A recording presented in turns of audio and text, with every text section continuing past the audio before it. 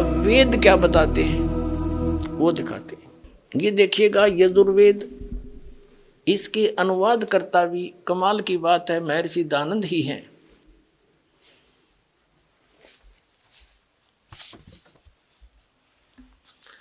इसके अनुवाद करता भी महर्षि दानंद हैं। प्रकाशक हैं सार्वदेशी कार्य प्रतिनिधि सभा 2/5 महर्षि दानंद भवन रामलीला मैदान नई दिल्ली।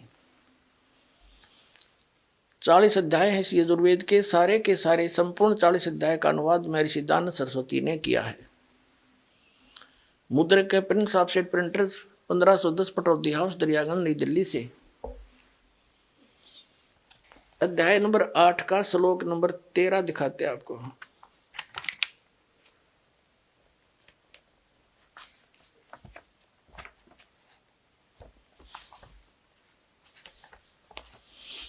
ये है अष्टमा अध्याय 8वां अध्याय और 241 पृष्ठ पे महर्षि दानंद का अनुवाद है। यहाँ इसकी मूल पाठ है, मूल संस्कृत है। देव कर्तस्य एनस्य अवदनमसि, मनुष्य कर्तस्य एनस्य अवदनमसि, पितर कर्तस्य एनस्य अवदनमसि, ये सारी संस्कृत है। इसका अनुवाद यहाँ किया इन्होंने। ये 241 हमने पढ़ा, अच्छी तरह देख लो, कोई नहीं सोचा दूसरा पृष्ठ दिखा गया होगा। ये 242 पे यहाँ इसने क्या कहा है कि हे सबके उपकार करने वाले मित्र आप, दान देने वाले के एनस्य शब्द देखो हम, क्योंकि देवनागरी लिपि हम आसानी से पढ़ सकते। एनस्य माने अपराध, एनस्य माने अपराध कहो पाप कहो, एनस्य माने ये स्वयं पाप भी लिख रहा है, अपराध कहो चाहे पाप कहो। अपराध के विनाश करने वाले हो, साधारण मनुष्यों के किए हुए एनस्य माने अपराध के विनाश करने वाले हो। विनाश कहो, अक्षमा कहो, नाश कहो। अब यहाँ इसने थोड़ी सी हेराफेरी कर दी, मित्र लिख दिया। अपने आत्माओं जो श्रद्धालु सत्यार प्रकाश को पढ़ते हैं उन्होंने ये तो फाइनल कर रखा है कि भगवान कुछ नहीं कर सकता, पाप नाश नहीं कर सकता, क्योंकि महर्षि दानंद ने वेद निष्कर्ष सत्यार प्रकाश में लिख दिया। तो फिर वो इसको पढ़ने लगे, वेदों को, उसके अनुवाद को। उन्होंने देखा है तो मित्र के बारे में लिख रखा है, किसी ने ध्यान नहीं दिया। जो यहाँ तो पाप नाश का लिखा है। अब पाप मित्र दान करने वाले के पाप के नाश करेगा, बता, वो तो भगवान ने का जिक्र है। तो इसने इसका भी समाधान कर रखा दानंद जी ने, दिखाते हैं। अब हम सत्यार्थ प्रकाश को पुनः उठाते हैं। इसमें से मित्र शब्द के बारे में इन्होंने क्या कहा है वो दिखाते हैं। ये प्रथम समोल्लास में इसने भगवान के नामों का उल्लेख किया है। 18 पृष्ठ पे क्या कहा है, इसमें इसने कहा है कि हे जो सबसे स्नेह करे, सबको प्रीति करने योग्य है, वह परमेश्वर सबका सच्चा मित्र है। इससे परमेश्वर का नाम मित्र है। अब ये सिद्ध हो गया कि जहां इसने वेदों में मित्र शब्द प्रयोग किया है वो परमेश्वर का बोध है।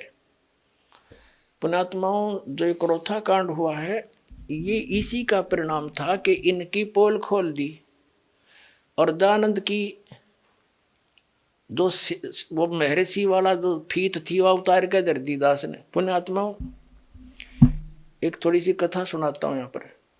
पहले ये कंसेप्ट क्लियर कर दूं फिर सुनाऊंगा। अब ये तो एक बार ना ये क्रोथा कांड जो कारण हुआ था, इस दास ने जब सत्यार प्रकाश को पढ़ा, देखा, वेदों से मेल किया, तो ये सारा फेल पाया। वेद परमात्मा को साकार बताओ, मनुष्य दृश्य बताओ, भगवान को अयो निराकार बतावे। वेद एक देशीय बताओ कि एक स्थान पर रहता, यूं का एक स्थान पर भगवान रहता ही नहीं। तो वेदों को समझा कहाँ से इसने अज्ञानी ने, और महर्षि कौन सी साइड तो हो गया। यो बड़ा दुख हुआ। समाचार पत्रों में लेख लिखने शुरू किए क्रोथा आश्रम से। वो इनको पता लगा, इनके अनुयायी कहने लगे देखो ये क्या लिख रहा है। उन्होंने सब मेल किया तो उन्होंने प्रति उत्तर दिया कि रामपाल को संस्कृत नहीं आती और ये झूठ बोल रहा है, ये दानंद के गुण रहस्यों को समझ नहीं रहा।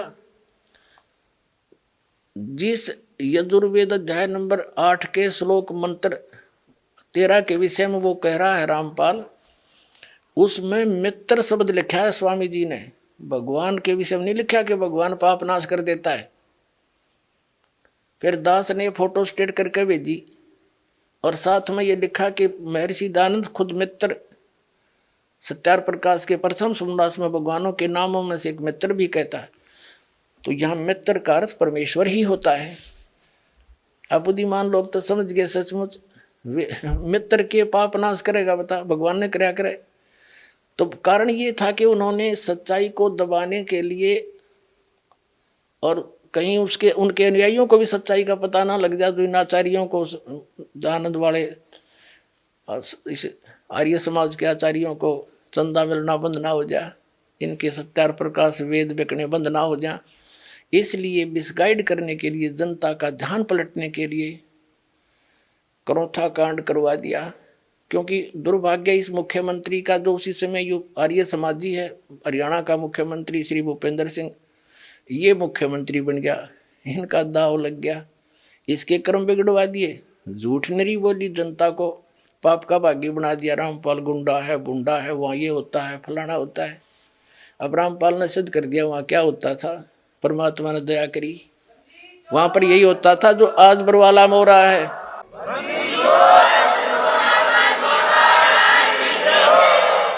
तो पुण्यात्माओं, इन्होंने ऐसा जुल्म कर रखा है, ये हितैषी नहीं है किसी जनता के, हितैषी होते स्वीकार करते कि भाई सच्चे गलती हो रही है, और प्रमाण दिखा रहा हूँ फिर भी ना मानने देते। तो इन जैसे तो दुष्ट हो ही नहीं सकते धरती पे। ये आचार्य क्या है, क्या आचार्य है फिर ये, जो सच्चाई को जनता से दूर रखने के लिए जुल्म करवा दिया, हमें जेल भिजवा दिया, झूठा मुकदमा बनवा के और भक्तों को सताया। इनका बहुत बुरा होगा इनका अंत में। और हम तो आज भी उनके विरोधी नहीं है, क्योंकि दास को पता लग चुका है कि ये काल करवा रहा सारा, सभी उस परमात्मा के बच्चे हैं और वो भी मिसगाइड है। हम उनके हित में ही कह रहे हैं कि वो भी समझे और सच्चाई को स्वीकार करें, अपना कल्याण करावें।